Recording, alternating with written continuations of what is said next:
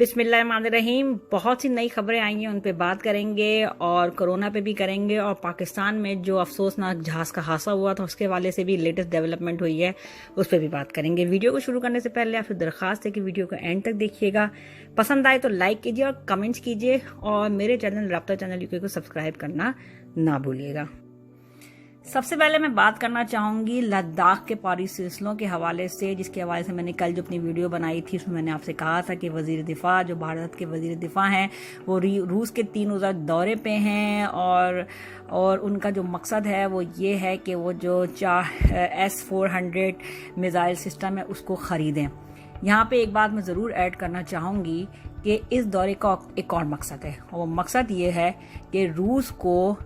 نئے ہتھیار خریدنے کے لیے کہ لالی پاپ دینا. اور لالی پاپ کیا ہے کہ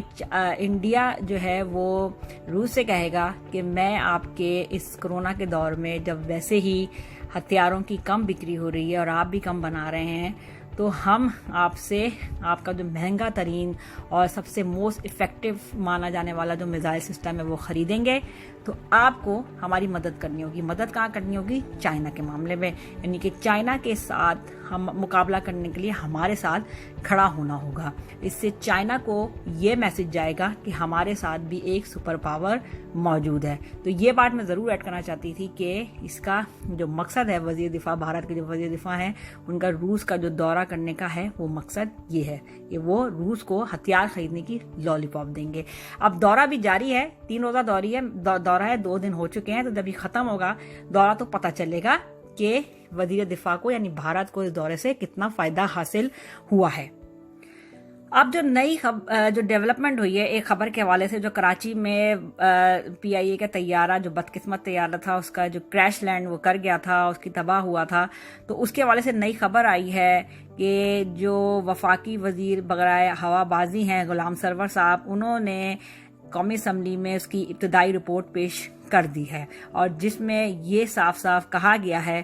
کہ طیارے میں کسی قسم کی فنی خرابی نہیں تھی, یعنی طیارہ جو تھا وہ فٹ ٹو فلائی تھا, وہ اڑ سکتا تھا. اس سے پہلے وہ کراچی لاہور اور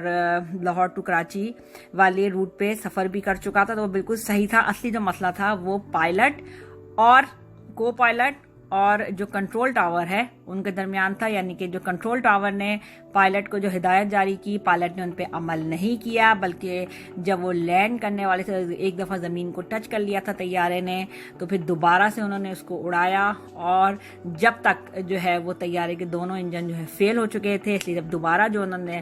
پائلٹ نے اس کو جہاز کو اڑایا ہے تو ٹیک آف کیا ہے, تو اس کی بعد جو ہے وہ جہاز کیونکہ انجن فیل ہو چکے تھے اس لیے جہاز جو ہے وہ ایک سے وزنی مشین رہ گیا تھا, اس لیے وہ دھڑ سے زمین پہ آ گیا, اتنا برا حادثہ پیش آیا ہے. تو یہ پرابلم تھی کہ نہ کنٹرول ٹاور کی بات سنی گئی, اور کنٹرول ٹاور کی طرف سے بھی جو ہدایت جاری کی گئی ان کو نظر انداز کیا گیا. پھر دوسرا یہ کہ کنٹرول ٹاور کی جانب سے بھی کچھ لاپرواہی ہوئی, تو سیدھا الزام جو ہے وہ پائلٹ اور کنٹرول ٹاور پہ لگا دیا گیا ہے. دیکھیں بات یہ ہے کہ جو اس دنیا سے چلے گئے ان کے بارے میں برائی کرنا, منفی باتیں کرنا, یہ درست بات نہیں ہوتی, لیکن جو بات ہے جس کے اوپر تنقید کرنی چاہیے اور جس کو زیر بحث لانا چاہیے وہ یہ ہے کہ قومی ایئر لائن کو جس طرح سے تباہ کیا گیا, جس طرح اپنے مقصد کے لیے استعمال کیا گیا, جس طرح سے میرٹ کو نظر انداز کر کے لوگوں کو بھرتی کیا گیا, پائلٹ جیسے اہم جو ہے عہدے پہ رکھا گیا, تو یہ جو ہے اس پہ بحث کرنی چاہیے اور اس پہ تنقید ہونی چاہیے کہ جو حالانکہ اچھی ایئر لائن تھی, اچھے جہاز تھے اس کے پاس, اچھے لوگ اس میں جو ہے پڑھے لکھے اور صحیح میرٹ پہ بھرتی کیے جاتے, تو آج اتنے حادثات نہیں ہوتے. کہ دنیا کی جتنی بڑی ایئر لائنس ہیں آپ دیکھیں ان میں حادثات کی جو ہے وہ تاریخ بہت کم ہے. ایمریٹس کو کبھی کوئی حادثہ پیشنے سے ایک دفعہ ہوا تھا کہ وہ لینڈ کیا تھا, اس کا زمین پہ آ گیا تھا, لیکن اس میں کوئی جانی مالی نقصان نہیں ہوا تھا. قطر ایئر ویز کے حوالے سے کوئی کبھی حادثہ نہیں سنا گیا. تو جو بڑی ایئر لائنس ہیں تو وہ کرتی ہیں کہ اپنے جہاز کو بھی مینٹین رکھتی ہیں, اور جو اپنا عملہ ہوتا ہے اس کو میرٹ کے حساب سے بڑھتی کرتی ہیں, جس کا کام ہوتا ہے وہ اس کو سانجے کہ مفروضے پہ چلتی ہیں, تو اس کی وجہ سے حادثات پیش نہیں آتے. واقعی دیکھیں حادثہ زندگی موت تو اللہ کے ہاتھ میں ہے, لیکن جتنا احتیاط کر سکتے ہیں وہ کرنی چاہیے. تو یہی چیز ہے تنقید کرنے کی کہ صحیح میرٹ کی بنیاد پہ عملے کو بھرتی भर्ती किया जाए, सही उनकी ट्रेनिंग हो, जहाज बिल्कुल प्रॉपर हो, ताकि ये हादसात मुस्तकबिल में दोबारा पेश ना आए, वरना फिर हम यही होगा कि वो लोग जो है वो अपने प्यारों के लिए भागते रहेंगे, ऐसे कभी भाग रहे हैं। और फिलहाल आप देख रहे होंगे मीडिया में इसके वजह से कोई खबर भी नहीं आ रहा है, क्योंकि बिल्कुल सन्नाटा हो गया है और लोगों की तवज्जो हटा दी गई है बिल्कुल। तो इसीलिए जो सारी के लोग अपने रिश्तेदारों से मिले हैं, अपने बेचारे लवाहिकीन की बॉडियां उनको मिली हैं, नहीं मिली हैं मरने वालों की, वो किसी को नहीं पता है, लेकिन इब्तदाई रिपोर्ट पेश कर दी गई है। तो अगर मुस्तकबिल में इन हादसा से बचना है तो अब भी वक्त है, जो इसके जिम्मेदार हैं,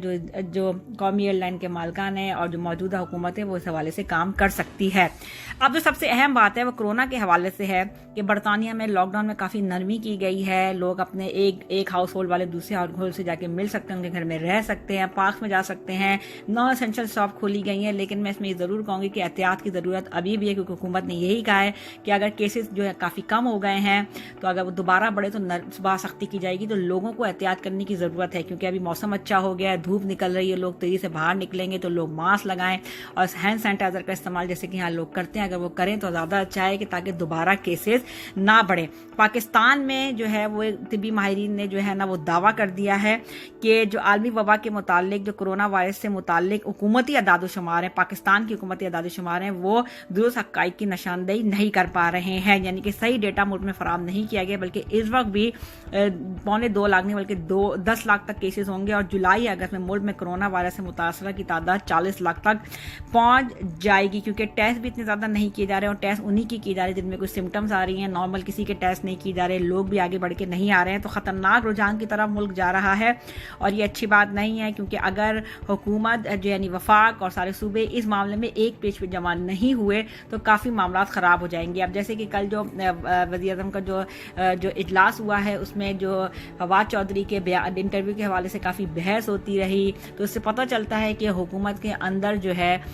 काफ़ी जो है ना खींचातानी का माहौल बना हुआ है। लेकिन खान साहब की कोशिश ये है कि किसी तरह खींचातानी ख़त्म हो जाए, ताकि प्रॉपर तरीके से काम कर सकें, लोग डिलीवर कर सकें अपने मकासद को, जो उनका मकसद था। लेकिन वो उसको हासिल नहीं कर सकते, क्योंकि मसला ये है कि हुकूमत भले ही नहीं हो, लेकिन उसमें जो लोग हैं, जो मिनिस्टर्स हैं, वो पहले दूसरी पार्टियों से आए हुए, उनका काम यही है, उनका मिजाज यही रहा है कि खींचातानी करते रहो, बात को ख़राब करते रहो, लड़ाई झगड़े में पड़े रहो, तनकीद करते रहो, उसका जब अपना मकसद पूरा हो जाए तो फिर दूसरी किसी पार्टी में चले जाए, ये उनका सियासी खेल है। लेकिन अगर खान साहब को डिलीवर करना है तो उनको वफाक को और सूबों को भी, जैसे कि मैंने आर्टिकल 18 के बारे में बात की थी, उसके तहत चलते हुए अपने तौर पे इस पे काम करना पड़ेगा, वरना सूरत हाल बहुत ज़्यादा ख़राब हो जाएगी। मज़ीद इस पर फिर बात करेंगे अगली वीडियो पे बात करेंगे। और वीडियो पसंद है तो लाइक कीजिए, राब्ता चैनल यूके को सब्सक्राइब करना ना भूलिएगा। खुदा हाफिज़।